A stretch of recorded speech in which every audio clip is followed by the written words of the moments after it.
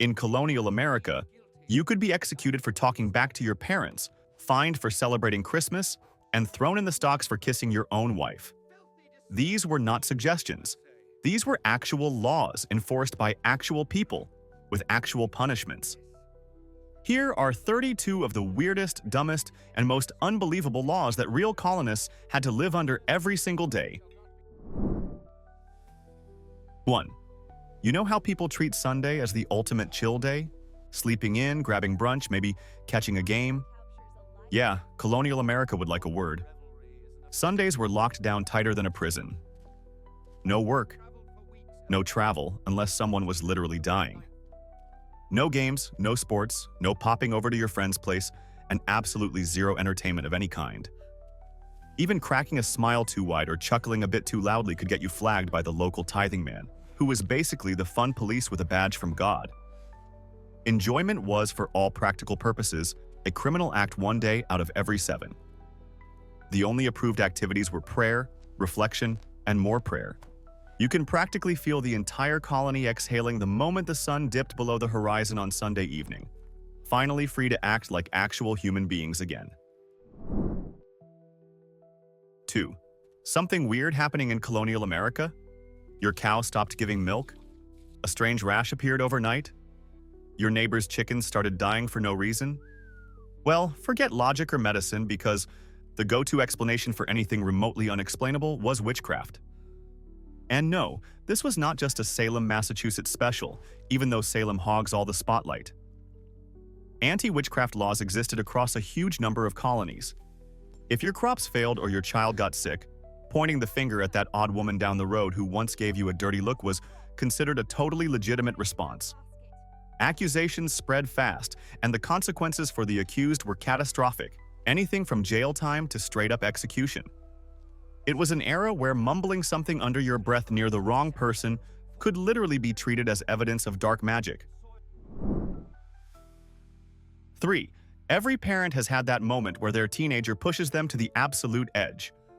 But in 17th century Massachusetts, rebellious kids were playing a game with stakes they could not have imagined. There was a real, actual law on the books, the so-called stubborn child law, that said a disobedient son over the age of 16 could technically be sentenced to death. Let that sink in. Death. For being difficult. If the kid refused to obey, kept mouthing off, and generally made life unbearable, the parents could haul him before the magistrates. And if that still did not straighten him out, the law authorized the ultimate consequence. Now, historians are pretty confident this was almost never enforced, more of a terrifying warning than an actual practice. But the sheer fact that someone sat down and wrote this into law is absolutely wild. Suddenly, getting grounded for a month sounds like a vacation, right? 4. Want to court that cute person you have been eyeing in colonial times? Better pump the brakes, because romance without official permission could land you in serious trouble. Trying to win someone's heart, or as they put it, inveigle their affections without the explicit blessing of their parents or guardians was an actual crime. Love was not free. It was regulated, documented, and supervised. In certain areas, you were even required to publicly announce your courtship intentions before you could so much as take a walk together. Forget spontaneous coffee dates or sneaky love letters slipped under a door. Everything had to be formal, approved, and completely above suspicion. No young person's feelings were to be swayed without the proper paperwork, so to speak.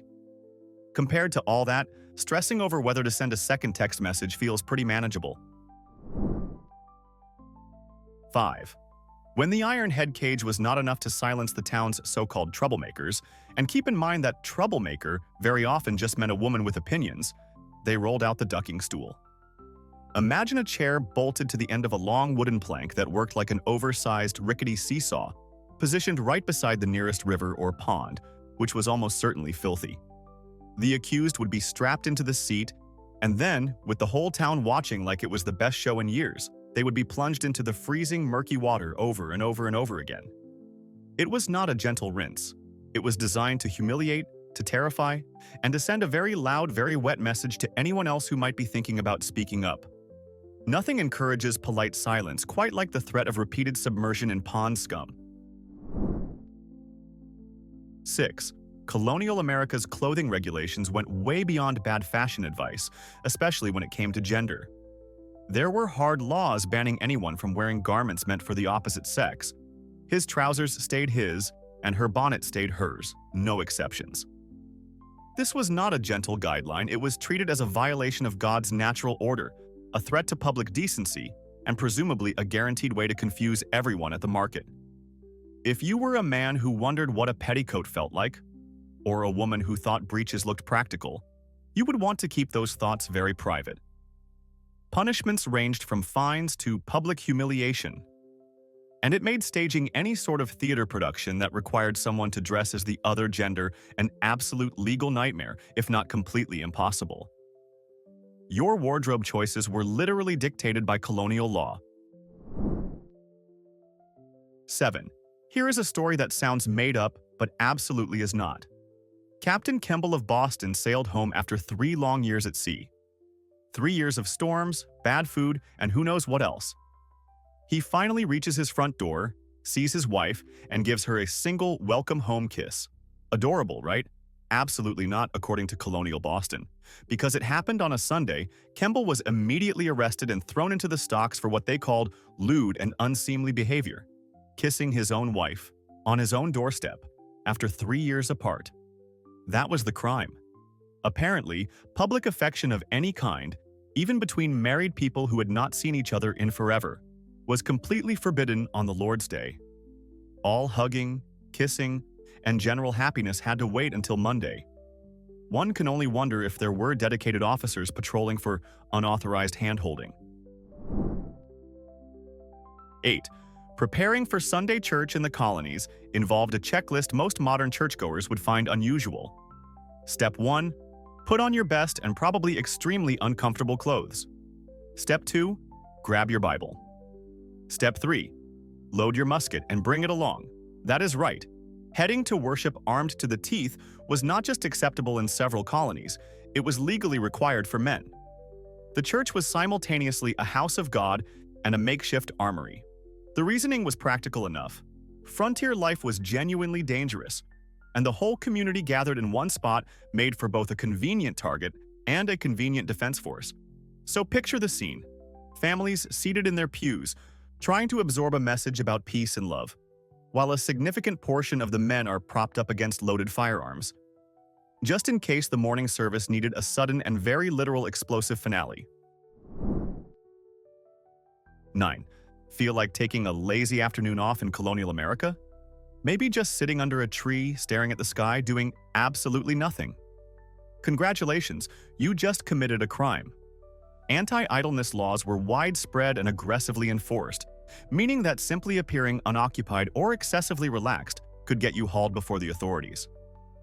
If you were not visibly sweating over some kind of productive labor, you were in trouble. The penalties were no joke either. Fines, public whippings, or even being forced into compulsory work.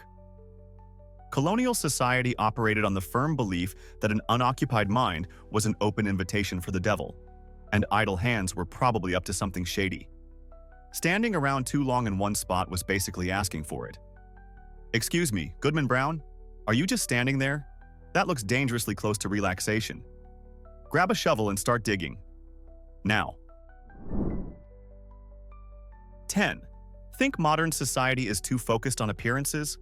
Colonial Connecticut would like to raise you one.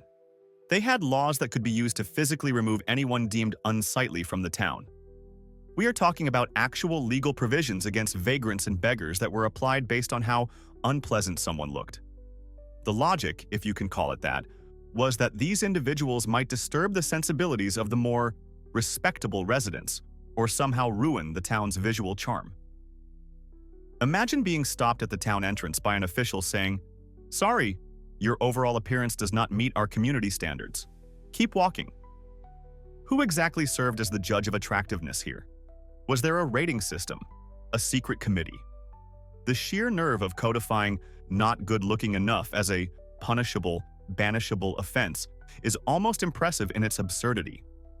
Colonial beautification projects really took a dark turn. 11. Intellectual freedom in colonial America came with a very specific and very serious asterisk, particularly regarding matters of faith. If you openly questioned God's existence or challenged the core beliefs of the dominant Christian denomination, you were not simply inviting a heated discussion. You were potentially walking straight toward the gallows, courtesy of extremely strict blasphemy laws. Denying the authority of Scripture or the divinity of Christ was not treated as a philosophical difference of opinion. In certain colonies, it was a capital offense. Actual executions solely for blasphemy were relatively rare, but the statutes were real, enforceable, and designed to keep all theological speculation firmly within approved boundaries. It is a curious arrangement when you consider it. An omnipotent God apparently still needed local magistrates to protect his honor under threat of execution. A fascinating strategy for celestial public relations, to say the least. 12. Thought you might casually share your honest review of the Sunday sermon over dinner? Maybe mention that the minister rambled on a bit, or that his interpretation seemed a little shaky. In colonial America, that kind of talk could put you in handcuffs. Criticizing government officials was already risky enough, but certain colonies had laws specifically protecting ministers and their teachings from any form of public disrespect. If you dared to announce that Pastor John's 2-hour lecture on sin was boring, poorly argued, or just plain wrong, you could find yourself charged with undermining religious authority or even outright blasphemy. Religious critique was essentially illegal. The safest strategy was to nod along, look thoughtful, and keep every single opinion locked inside your head. Or at the very least, whisper them to someone you trusted completely, far away from anyone who might report you. 13. Most people know about the Scarlet Letter and poor Hester Prynne stitching that big red A onto her dress for committing adultery. Dramatic stuff, sure. But the real colonial America made Hester's punishment look almost gentle by comparison.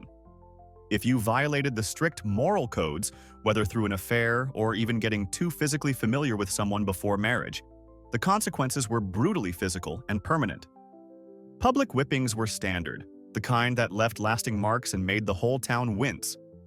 But the real signature move was branding. Authorities would heat an iron until it glowed and sear a letter directly into the offender's skin, often right on the forehead or cheek. A for adulterer, B for blasphemer, R for repeat offender. Every single person you met for the rest of your life would immediately know what you did because your crime was literally burned into your face. Your past did not just follow you, it was permanently etched onto you. 14. Want to hit the dance floor? In colonial times, you had better think very carefully about how, where, and with whom. Dancing was heavily controlled in many communities, and in the stricter Puritan areas, it was flat-out banned whenever it involved men and women moving together in ways considered lewd, lascivious, or simply too enjoyable. Any spontaneous or joyful physical movement between the sexes was looked upon with enormous suspicion, because where there is dancing, the authorities reasoned, other less sanctioned forms of physical closeness might follow. So if dancing was permitted at all, it had to be incredibly structured, totally modest, and almost certainly not any fun by today's standards. Picture the most awkward school dance you have ever been to, then add 3 extra chaperones and subtract all the music with a beat. That was the colonial version of a good time on the dance floor. 15. We all know someone who simply cannot stop talking, whose mouth seems to run on its own power supply. Colonial America had an absolutely terrifying solution for that, especially if the person was a woman labeled a common scold for being too vocal. It was called the scold's bridle, and it was not a polite request to lower your voice. It was a heavy iron framework that locked around your entire head, like a helmet designed by someone who really, truly hated conversation. Inside, a metal plate, sometimes fitted with small spikes for extra persuasion, was forced into the mouth and pressed down hard on the tongue. Speaking became agonizing, if not completely impossible. Imagine walking through town wearing this clanking iron muzzle, unable to say a single word while everyone stared. It was essentially a wearable public announcement that read, "This person's right to speak has been officially revoked by order of the local authorities." 16. Love horse racing?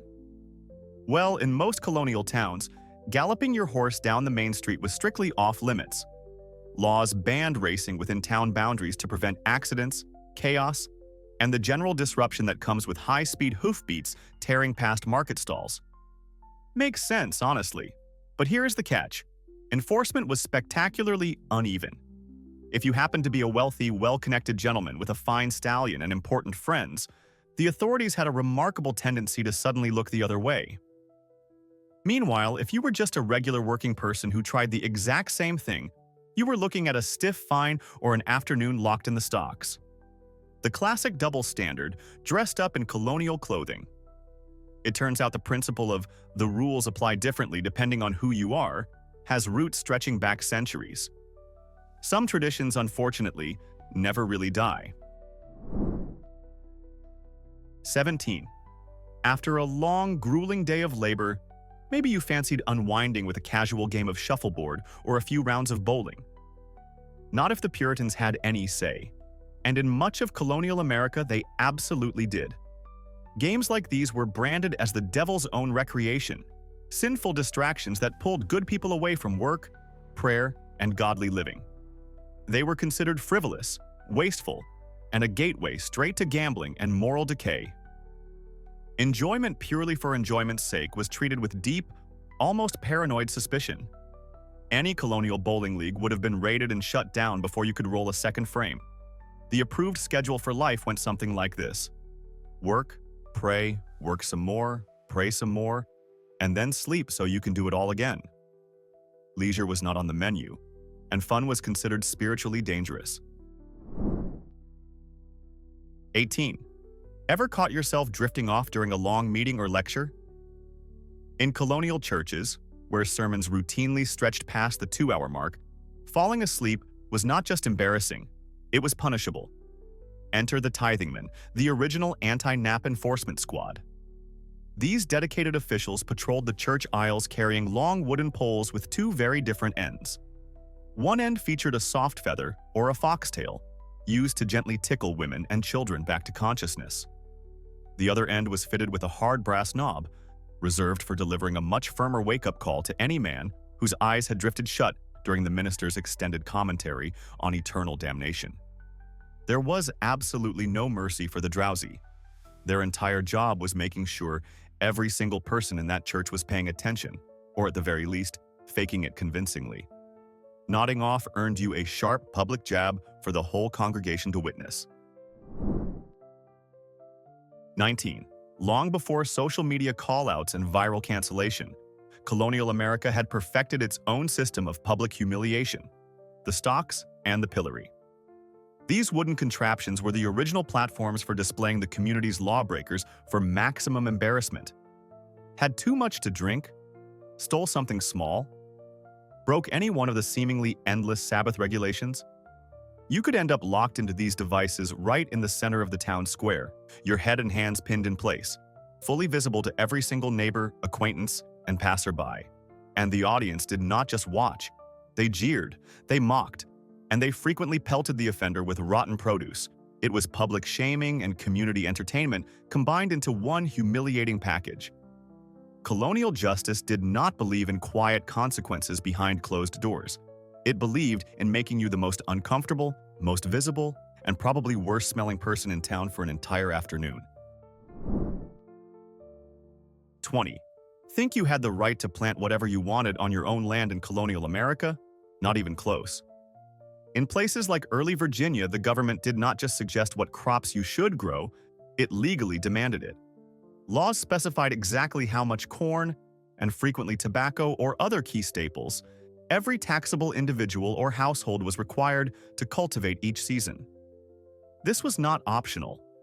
Whether your goal was food security for the colony or making sure enough cash crops were produced for export, the authorities made sure your farming choices were their farming choices. It did not matter if you had no talent for agriculture or would have preferred growing something else entirely. The colonial government was not just keeping an eye on your land, it was standing right there in your field, dictating the number of rows, the type of crop, and probably silently judging every weed you missed. 21. The reverence for the Sabbath in many colonial settlements was so absolute that it trumped something as minor as, oh, keeping your family from starving. Real laws existed that forbade plowing your fields on a Sunday, even if a sudden frost was about to destroy your entire food supply for the winter. Just imagine that scenario. Everything you have spent months growing, the one thing standing between your family and hunger, is hours away from being wiped out by the weather. And you are legally forbidden from lifting a finger to save it because it happens to be the Lord's Day. Step away from the plow, sinner. Apparently, it was better to face famine with a spotless spiritual record than to risk offending God by trying to keep your children fed. The commitment to this rule, even when starvation was the alternative, suggests that the afterlife was considered a far more dependable food source than anything they could grow. Hopefully, heaven had a decent harvest. 22. Feeling like catching a live performance after a long week? Maybe some drama, a comedy, anything to break the monotony? In much of colonial America, particularly where Puritan values dominated, theater was completely outlawed. Actors were lumped in with vagrants and morally questionable drifters, and the plays themselves were condemned as engines of corruption, breeding grounds for laziness, and magnets for sinful behavior. Shakespeare himself would have struggled to book a single show in early Boston or Plymouth. The stage was not viewed as a place for art or culture. It was seen as a direct threat to moral order and a dangerous distraction from prayer and productive work. So when the sun went down, your entertainment options were basically this: more prayer, maybe some Bible reading, or a riveting discussion about the finer points of that day's 3-hour sermon. Exciting times. 23. Everyone has accidentally dropped a curse word after stubbing a toe or spilling something at the worst possible moment. But in many colonial towns, letting profanity slip was not just a social faux pas. It came with consequences that would make your eyes water. We are talking about a punishment where your tongue could be physically pierced with a red-hot iron. Yes, a burning metal rod punched straight through the organ you use to speak and taste food. Suddenly, biting your lip and silently screaming the bad word inside your head sounds like the only reasonable option. You can almost picture the town official lining up offenders. Right then, who is next for the tongue adjustment? I hear the apple pie at the tavern is excellent afterward, though you may have some trouble tasting it. It is no wonder colonists developed some incredibly creative and completely clean alternatives for expressing their frustration. 24. Never mind friendly scarecrows and modern pesticides, colonial towns handled crop-eating birds with a much more hands-on strategy: legally mandated crow and blackbird extermination quotas. In certain areas, every able-bodied man was required by law to kill a set number of these crop-destroying birds each year. And you could not just claim you did your part and call it a day. No, you had to produce physical proof, typically the severed heads, and present them for an official count. Picture the scene at the town hall. All right, Johnson, lay out your bird heads for inspection. 17. Good man. Smith, you are 3 short this quarter. Better get back out there. It is a wonderfully grim version of community service that really puts modern pest control into perspective. At least modern scarecrows do not require you to show up with a bag of evidence every few weeks. What a lovely weekend hobby that must have been. 25. Being a law-abiding citizen in certain colonial communities meant more than just following the rules yourself. It also meant actively spying on your neighbors, because failing to report their sins could land you in trouble too. Some laws specifically punished people for not informing on others when they witnessed moral failures or legal violations. If you saw your neighbor doing something questionable and kept quiet about it, you could face fines or worse. This turned entire communities into networks of surveillance and suspicion where absolutely nobody could fully trust anyone else. Imagine hosting a simple gathering in your yard, knowing that the person next door might be documenting whether your laughter crossed into excessive territory or whether you accidentally hammered a nail on a Sunday. It was an incredibly effective system for keeping everyone anxious, alert, and deeply reluctant to do anything remotely fun around witnesses. 26. In early Virginia, going to church on Sunday was not just a spiritual obligation. It was a direct investment in whether you ate that day. The colony had a wonderfully blunt policy. Skip the service and your food rations could be cut. Your devotion to God and your access to dinner were officially linked by law. Miss the minister's marathon sermon on the many exciting varieties of eternal punishment? Well, maybe the sharp, empty ache in your stomach would remind you to show up next week. You can almost see the wave of sudden religious enthusiasm sweeping through the colony as lunchtime approached every Sunday. I absolutely must attend worship today, not because of the food situation, obviously.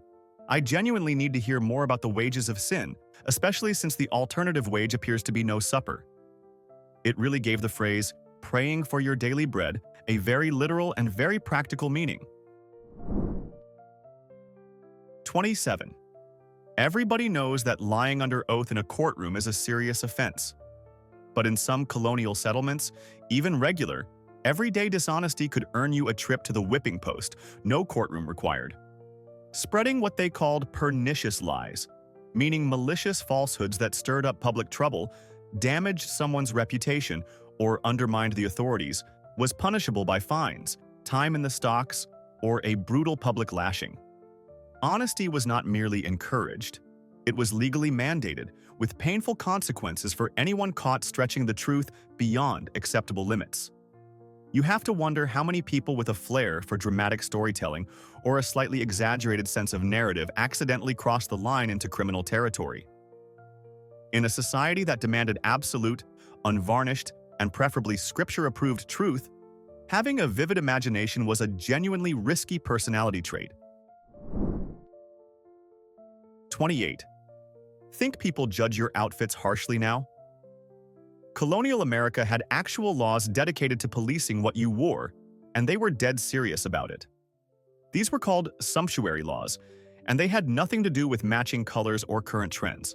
They dictated exactly which fabrics, styles, and even colors were permitted for each social class. Silk, fine lace, and other luxurious materials were strictly reserved for the wealthy elite. If you were an ordinary person caught wearing something above your designated station, you faced fines or public humiliation. The whole point was to keep the social hierarchy crystal clear and prevent anyone from looking richer or more important than they actually were. So if you were a farmer's wife who dreamed about wearing a velvet dress, that dream needed to stay locked firmly inside your head, or the colonial-style enforcement officers would make sure you regretted it. 29. Enjoying a peaceful late-night walk under the stars in colonial America? That romantic stroll could get you arrested. Being outside after dark without a solid, verifiable reason was a punishable offense in many towns, and the charge had a wonderfully dramatic name: Nightwalking. The authorities operated on a simple assumption. If you were wandering around at night, you were definitely up to something illegal, whether that was drinking, gambling, meeting someone you should not be meeting, or hatching some kind of scheme. Curfews were strict, night patrols were common, and excuses like, "I just could not sleep," were not going to impress anyone. Your midnight walk around the block could very easily end with you sitting in a cold cell, trying to convince a skeptical constable that you simply wanted some fresh air. Nighttime was officially reserved for sleeping, and the darkness belonged to the authorities, not to restless civilians. 30. Here is one that sounds completely backwards. In Massachusetts, Bay Colony, celebrating Christmas was actually illegal. From 1659 to 1681, if you were caught observing the holiday in any way, feasting, decorating, taking the day off work, anything, you faced a fine of 5 shillings. The Puritans were not just indifferent to Christmas, they actively despised it. They argued that the Bible never specifies a date for the birth of Christ, and that most of the holiday traditions, the feasting, the singing, the general merrymaking, were rooted in pagan customs that had absolutely no place in a godly society. To them, Christmas was basically a heathen party wearing a Christian mask, and they wanted no part of it. So while the rest of the European world was hanging garlands and raising a glass, Massachusetts was out there fining people for daring to enjoy December 25th. Imagine explaining to your kids that Santa is not coming this year, not because they were naughty, but because celebrating his arrival is a criminal offense. The Grinch had nothing on the Puritans. 31. Keeping the Sabbath holy in Puritan communities went far beyond banning work and games. It also meant controlling your facial expressions and emotional output, because laughing too much on a Sunday was essentially treated as a spiritual violation. While it was not always formally written into statute books, the social and legal pressure to maintain a solemn, grave, almost mournful demeanor on the Lord's Day was absolutely real and actively enforced. Tithing men and church officials kept careful watch for any sign of inappropriate cheerfulness. A burst of loud laughter, an obvious grin, or any display of visible joy could earn you a sharp reprimand, a fine, or a very public scolding for insufficient piety. So even if something genuinely hilarious unfolded right in front of you, the correct response was to suppress every trace of amusement and save your laughter for Monday morning, when it was legally and spiritually safe to find things funny again. 32. If you were hoping to unwind with a friendly card game in colonial America, you were in for a very unpleasant surprise because playing cards were widely regarded as literal instruments of Satan. Alongside dice and every other form of gambling, cards were banned in a huge number of colonies. The authorities viewed a simple deck of cards as a gateway to idleness, moral corruption, financial disaster, and general societal breakdown. In their eyes, absolutely nothing positive could come from shuffling those little illustrated rectangles, only temptation, vice, and trouble. Getting caught with what they called the devil's picture book in your possession meant fines, public shaming, or even harsher penalties. Your safest evening entertainment option was singing hymns, which was fully approved, completely legal, and, it must be said, significantly less exciting than a round of poker. But at least it kept you out of the stocks. Those were real laws, written by real people who genuinely believed they were building a better society. Now here is what I want to know. Drop a comment with the number of the law you would have broken first. Be honest. Because statistically, every single one of you would have been a criminal in colonial America. If this video kept you entertained, smash that like button and subscribe so you do not miss the next one.